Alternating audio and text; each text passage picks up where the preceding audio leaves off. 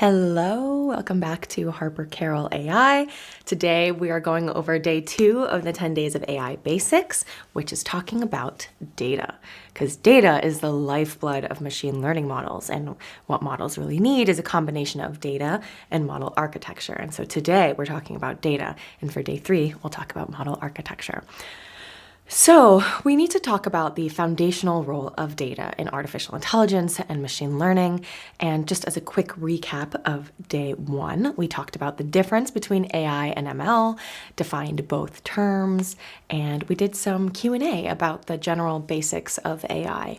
So now we are going to talk about data. So as I said, data is the lifeblood of machine learning models, AI models. And again, machine learning models are types of AI models that learn from data. So they learn how to behave from examples that they've been given. And so these examples are the data. And data quality is extremely important. So the model will basically just learn what it's given. It sees everything as truth.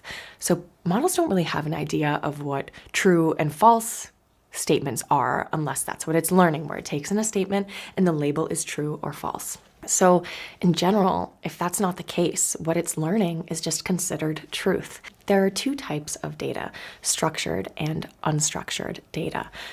So structured data are passing in things like databases or spreadsheets where there are columns, and the features of the data, as in the columns of the databases or the spreadsheets, are the structured features of the data. So for example, if you're training a model how to get health scores for people and you're passing in structured data, you might pass in a database of a user's name, and a column might be their age, a column might be their weight, their height, their blood pressure, their heart rate, etc., resting heart rate, and that could be structured data. The features are the columns, height, weight, age, and the model learns from these features that are explicitly given how to make a prediction, as in how to make a health score prediction. And so the structured data would look like a bunch of examples of these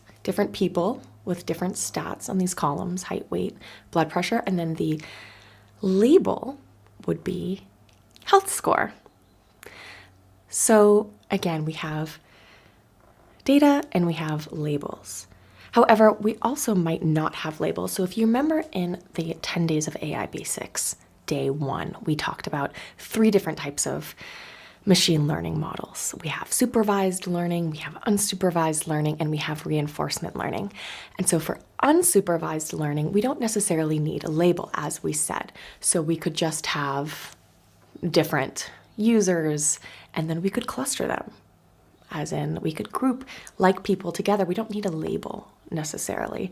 For supervised learning, we do need a label, and the label would be something like a health score. An example of unstructured data would be where the model learns the features itself. So in the case of a health score model, the model would learn the features from the data. So for example, an unstructured input for this health score could be just a block of text where it says, "Hi, my name is Harper Carroll, I'm 5'9", etc., and then the model will learn, given this block of text, and then given the score, the labeled example of this score, it would then, with thousands of examples, learn which features in the text most relevantly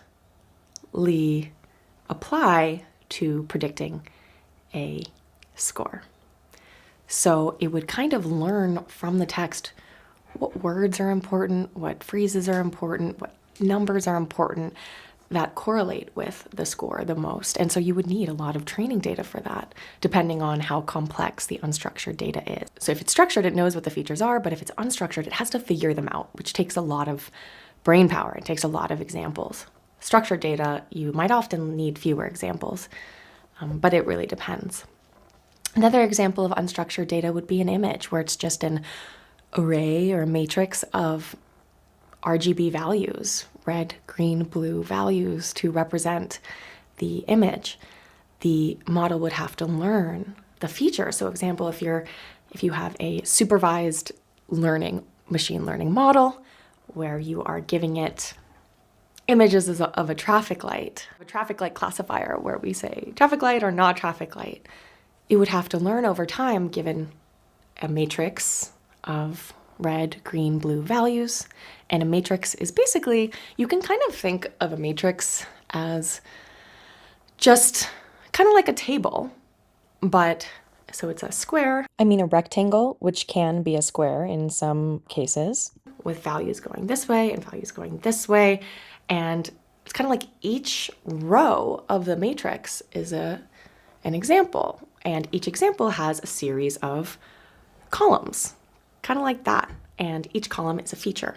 So matrix is like kind of like a database without a header necessarily of examples. The rows are examples and the columns are features, but normally they're just numbers. And we don't really know what each of those features represents, depending on whether it's structured or unstructured. Again, structured data, you know what the features represent. Unstructured data, you do not. The model learns it through algorithms like gradient descent, where it starts with a bunch of random numbers for the features, or the engineer might start with features from another model whose actions and job is similar to the model that the engineer is trying to train now. So it kind of gives it a running start on getting to the optimal features as opposed to starting with random numbers. And then those values are updated based on the data that it receives. So it learns how to tweak those parameters based on new data. But you might initialize those weights or those parameters with values from another model that does something similar. So for example, if you are, as we said, classifying traffic lights and you want to initialize the weights of this traffic light classifier with weights that might be similar to what it's already doing, you might use weights from a generic image classifier, which classifies all types of things like dogs and cats and etc., rather than just random weights. It already has this idea of looking at images and classifying them. Anyway, so unstructured data, again, is data where the features are learned, and this is things like text or images or videos, and that is rapidly growing. I mean, as we see with large language models and with image generation models and computer vision in general, we see unstructured data is more and more prevalent in the world, whereas structured data used to be more prevalent in typical data science.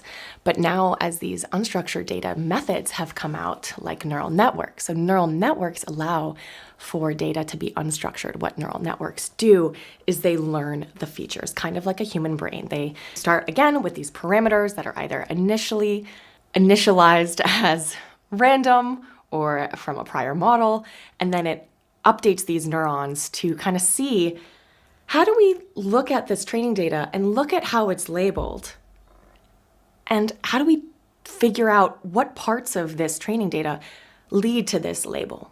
So that's how a neural network works, is it works with unstructured data. So again, those are the two types of data. You might have heard of the term natural language processing, and that is working with unstructured text data. So that is learning how to process data that is text and go word by word and look at the prior words to make another word prediction.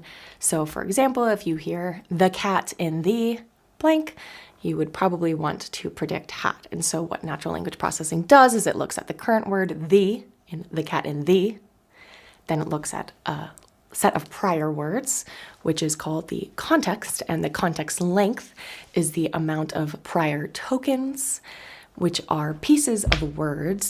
And what exactly tokens are depends on the model, but there tend to be typical tokens that are used for like the English language. So again, they're kind of like pieces, fragments of words. So we have context lengths where the model can look at a certain number of tokens up to the current token and then make a prediction for the next token.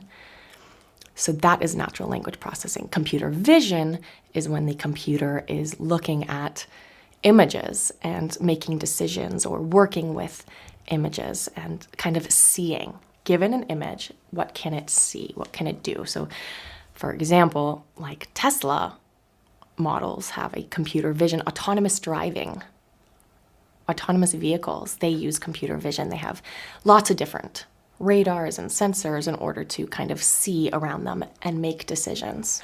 Let's move on to data collection methods. So there are a few strategies and challenges in gathering data.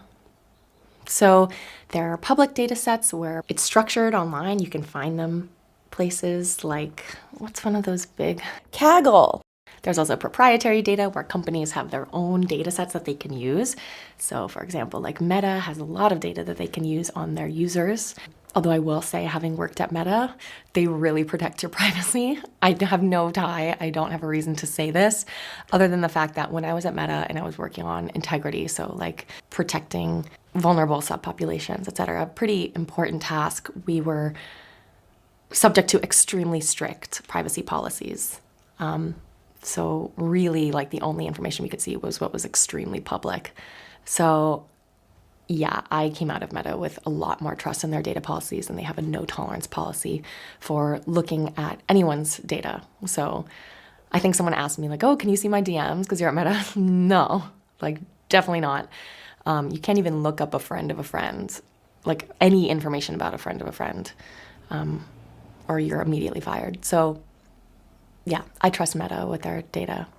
We have proprietary data. Data belongs to individual companies. We can get data from people who use our services. So for example, if people query OpenAI, they can get data from users. Or if you have an object in a home, like an Alexa, has usage patterns, or what kind of things do you ask for? And so a lot of models or a lot of companies take in data about their user usage, and they process it and use it to create recommendation algorithms or machine learning models. So for example, Netflix has this feature where it's like, we think you might like, and that is based on what you've watched before. What do they think you would like? Because they look at lots of people's search history and watch history, and they see, oh, other people like you who have watched movies that are similar to you and have also liked those movies that you said you've liked, have also liked this movie. And so they do this AI. Recommendation algorithms are just AI. It's taking in data and it's drawing conclusions. Some challenges are working with a lot of data can be hard in that it's hard to process. You might need a GPU, which is a graphical processing unit, to handle the matrix multiplications if the data is very large. You know, some of these samples have thousands of features or more, and that takes a lot of processing power. Or if you have millions of examples, that will take a lot of processing power. And you also want to make sure, again, that the data quality is very high.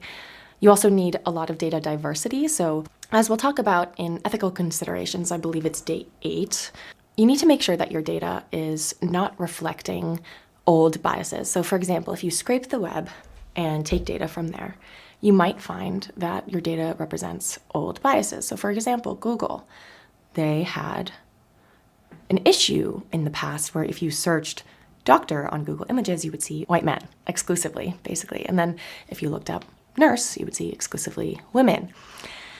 And that was an issue. And so they went in and manually fixed it by tweaking it so that they were no longer representing these outdated stereotypes. And so you need to make sure, not just for ethical considerations, but also to make sure that the classifier is working well. For example, say you have a red, green, and yellow traffic light classifier, computer vision problem, and most of your examples are green. Most of your examples are green lights. So say you have like a 80, 10%, 10% split. So 80% of your examples are green, 10% are yellow, and 10% are red. And you might train it and be like, oh, wow, you know, I have an 80% accuracy. I'm doing really well. This model's doing great. But then when you look at actually, wow, it's classifying things, it's classifying everything as a green light, and it happens to be accurate 80% of the time. So it's not actually learning anything. It's learning the data skewage. Skew, which is an interesting word. It's learning the data skew. So you want to make sure that your classes are evenly represented so that you can actually see how the model is doing. So for example, you would want 33%, 33%, and 33%. And so if the model were randomly guessing, it would only get 33% correct on average for each class.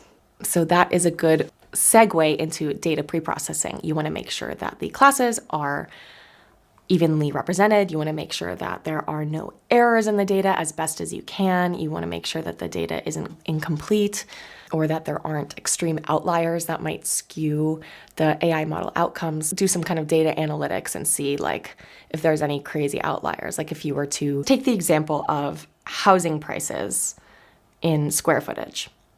This is like a typical logistic regression problem.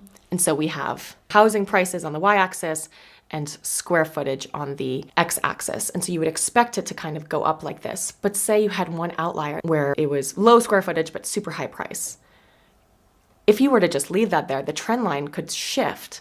So almost all the data's distance from the trend line, from the prediction logistic regression line, would be greater because of this one outlier. But if you were to remove it, then it would cause this error to be almost nothing because you've removed that outlier. It doesn't need to consider that outlier anymore. So it's good to look at your outliers if you can, do some kind of analysis to look at them and remove them if possible, because they can really shift the performance of your model completely.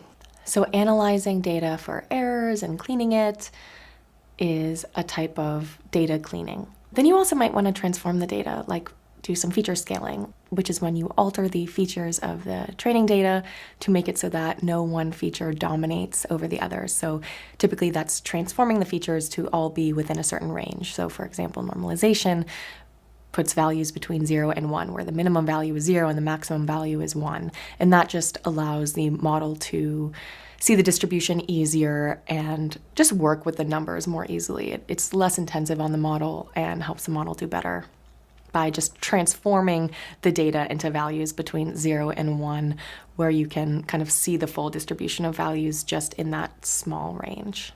You can also encode data to help with model efficiency and also accuracy. So for example, if you have 3 labels, like for example, with the traffic light example, we have red, green, and yellow.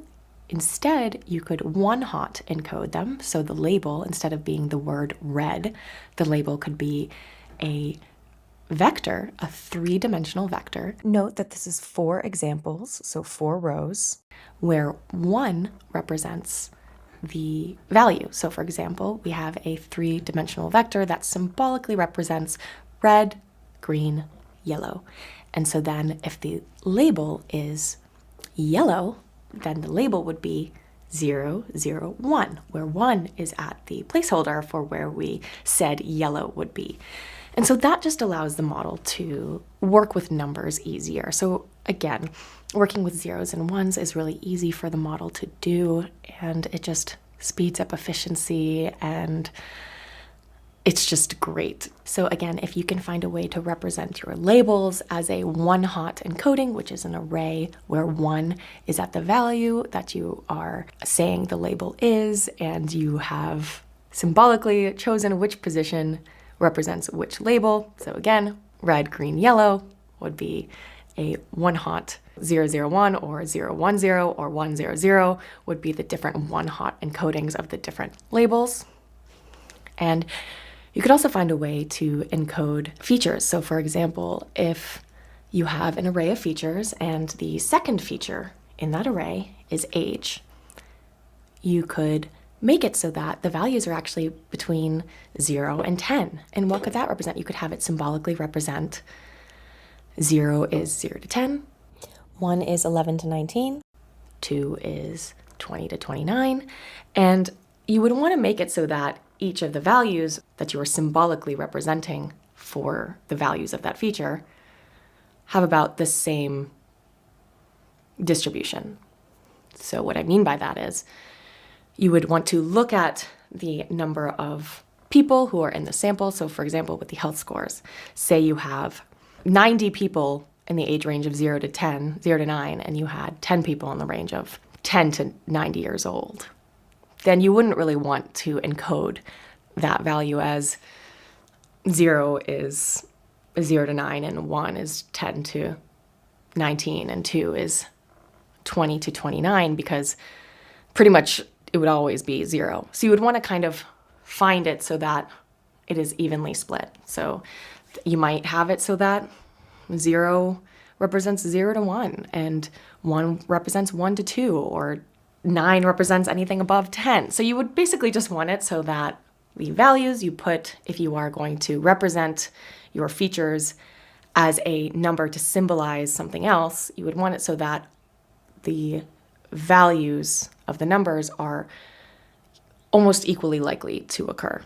We could also do some feature engineering, which is when you can create new features from existing data.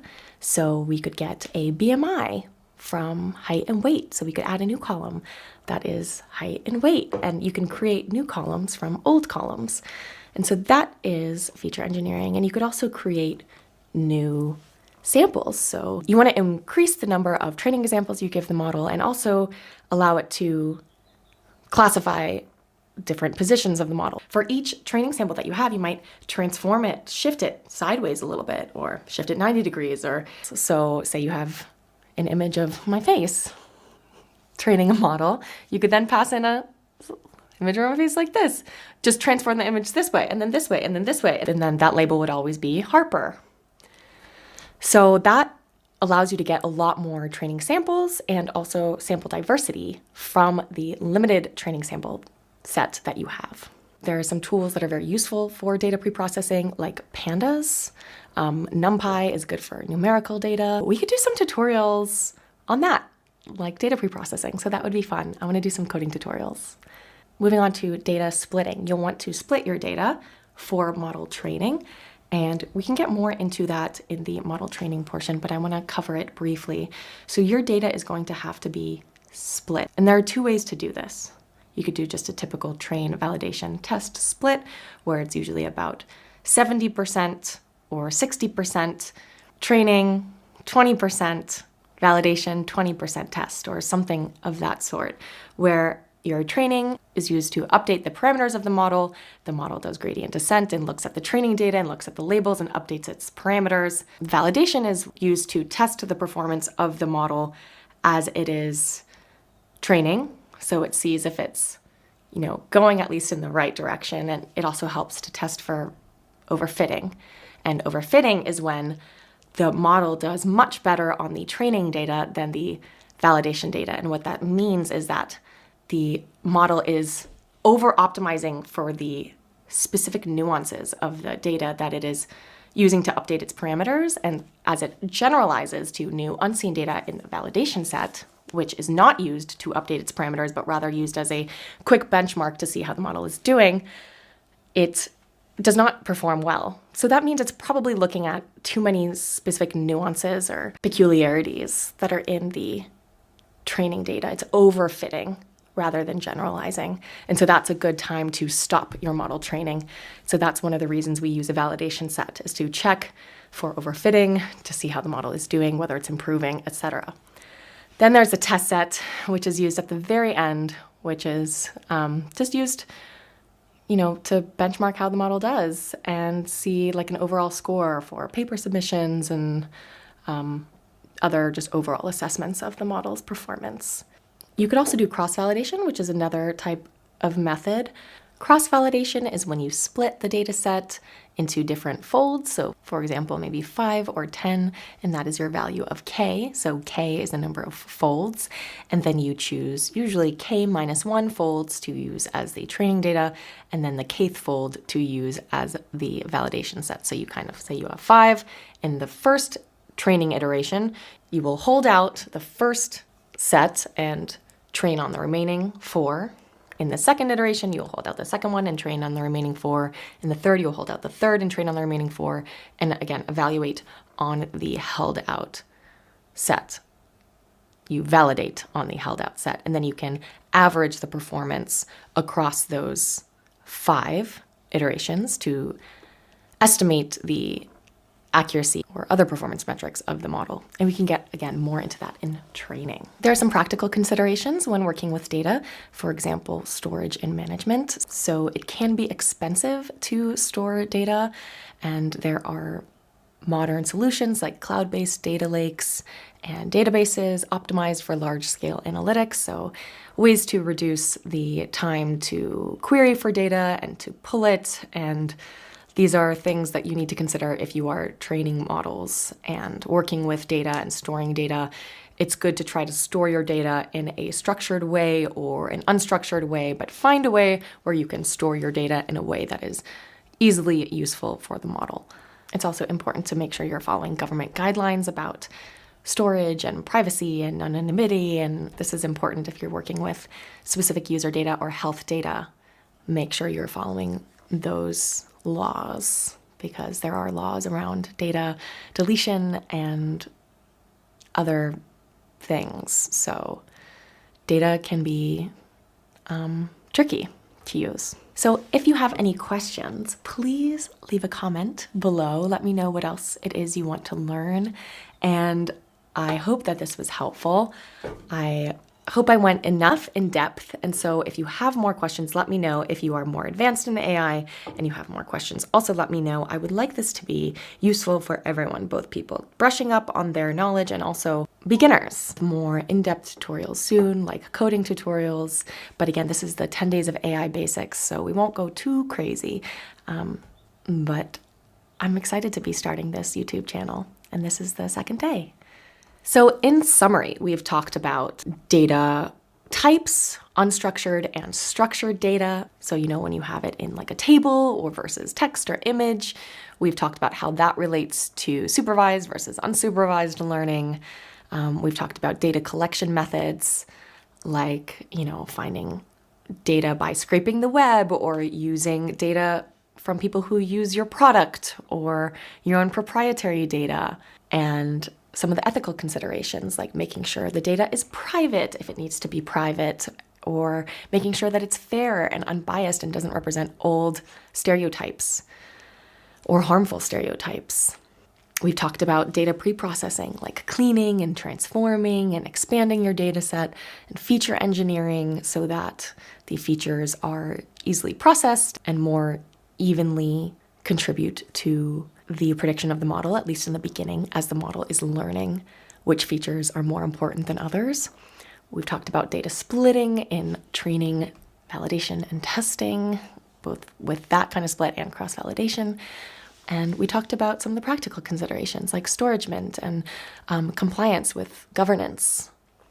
So I hope that this was useful, and I hope that you enjoyed it and that it made sense. If you have any questions, please leave it in a comment. I'm sure other people also have that question, so please do not be shy. We're all learning together. I want to really make this feel like a classroom environment, and I'm just happy to have you here and to get to know you, and don't be shy. Questions are great. So I hope this was helpful, and now we'll move on to the Q&A. Okay, so here we are in the Q&A. Again, so I posted this, which is asking for feedback about day 2 data, and I got a lot of really great questions. So let's go through. So someone asked, what is the efficient way of weak labeling when you have no gold standard data? Weak labeling. Well,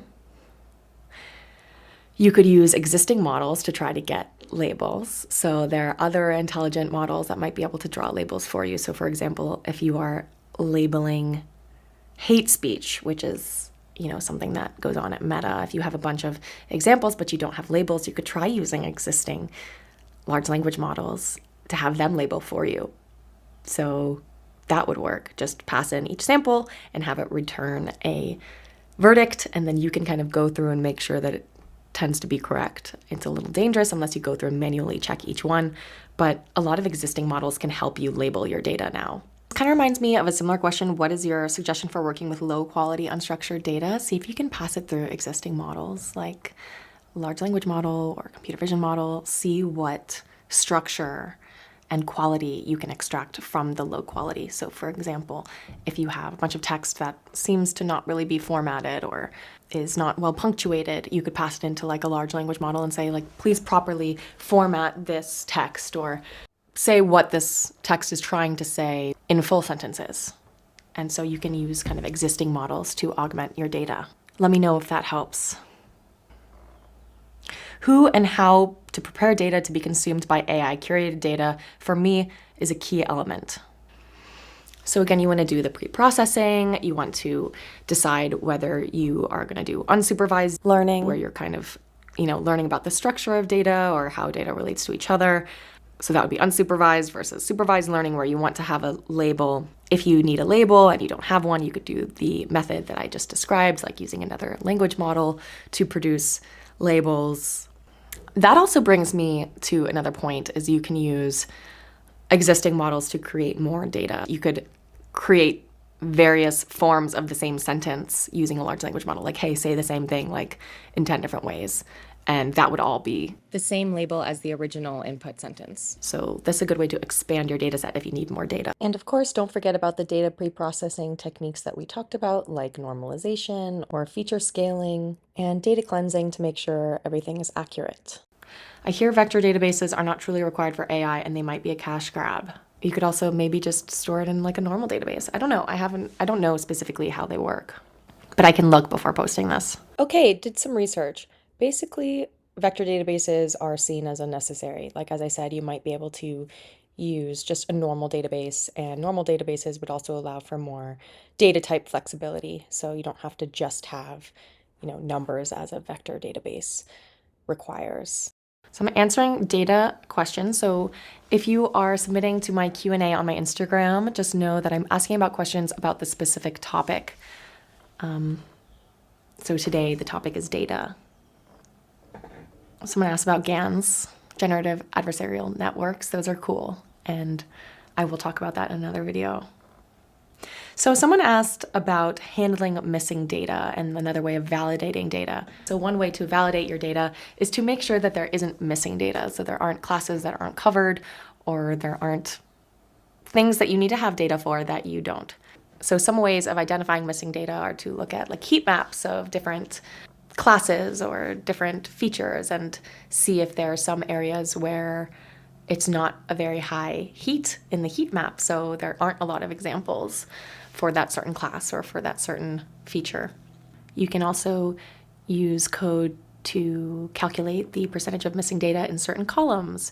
There's also some libraries like missing NO, and perhaps we can do an example of analyzing and searching for missing data so that you can make sure that you don't have that. And if you do have some classes that have less data than others, as I said, then you could use some data expansion techniques like the ones I've mentioned, where you create more samples from the existing samples, or if it's, for a feature and you find that the feature doesn't contribute significantly to the decision of the model.